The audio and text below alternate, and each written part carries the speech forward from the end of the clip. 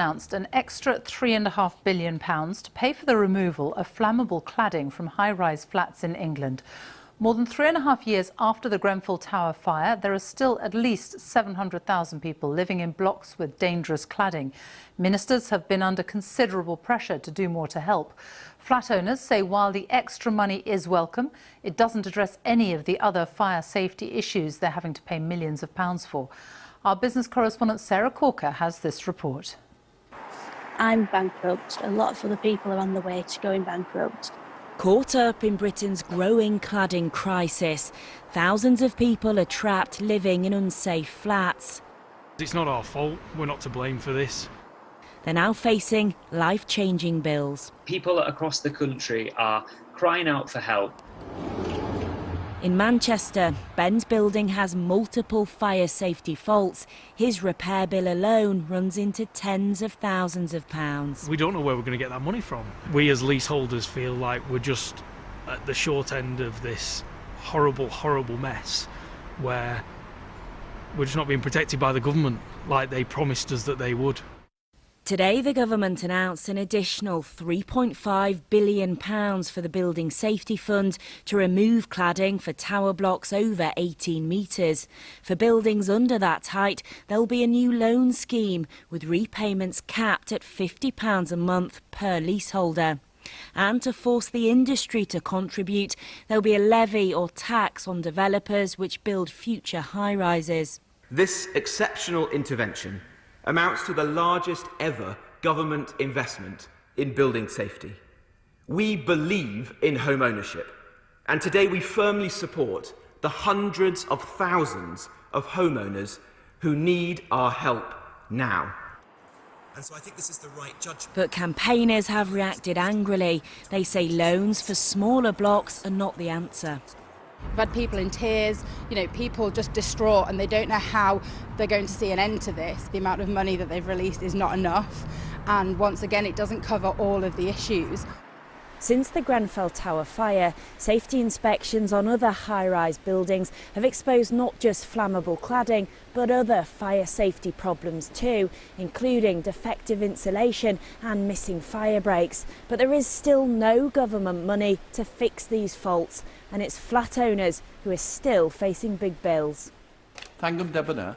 Labour called the proposals an injustice. Homeowners shouldn't face bankruptcy to fix a problem they didn't cause.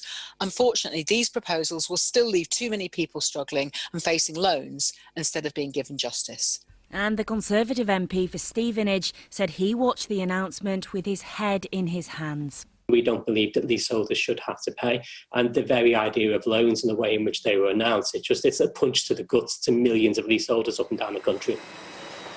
After years of pressure on the government to do more to help flat owners, this has been broadly welcomed by concerned Tory backbenchers.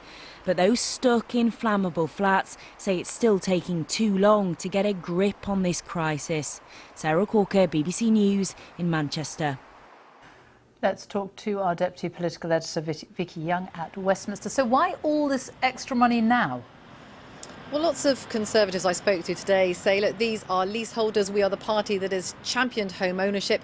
These are the kind of people we should be helping. They are in this predicament through no fault of their own. The big question, though, is who pays for this. It was very striking listening to the government today, trying to come up with a balance. Yes, there will be a levy on the industry. Leaseholders will have to come up with money in some circumstances. They don't want the entire bill to fall on the taxpayer, many of whom, of course, couldn't afford to buy houses themselves. There's also a question, I think, of how long this has all taken. A pattern has emerged throughout this, and that is that the government starts to try and address one issue. They try to look at public housing, then it moves to private housing, one type of cladding, then another. Fire safety aspects, which aren't even covered by this today, which do need to be sorted. I think the scale of this really has gone beyond anything any minister would have thought when they first started really trying to right the wrongs of Grenfell. So I think, yes, a significant intervention by the government today, but the campaigning certainly will not stop here.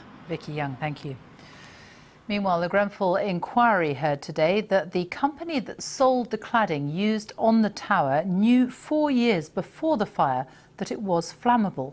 But the firm, Arconic, didn't withdraw the product from sale. Well, our Home Affairs correspondent Tom Simons has been listening to today's evidence, and just tell us a bit more about what was said. Well, Arconic made the flat panels that cladding is formed from and then put on the sides of buildings like Grenfell Tower, and also like the buildings that Vicky's been talking about, caught up in this building safety crisis. It has always maintained that it just made the raw materials. It wasn't responsible for how they were used. But I think we heard 3 important pieces of evidence today. The first was that Arconic tested its product in 2011 and it was found wanting, and they they decided not to tell customers unless customers asked about fire safety. Piece of evidence number 2 was that they knew about these fires that happened in the United Arab Emirates in 2013, knew that raised questions about the cladding, but they didn't take their product off the market, unlike some of their competitors. And then finally, I think they were keen to win that contract for the Grenfell Tower project, to get their product on the sides of a building, even though they knew that the cladding was flammable, that the building was a high-rise, and that people lived there. Tom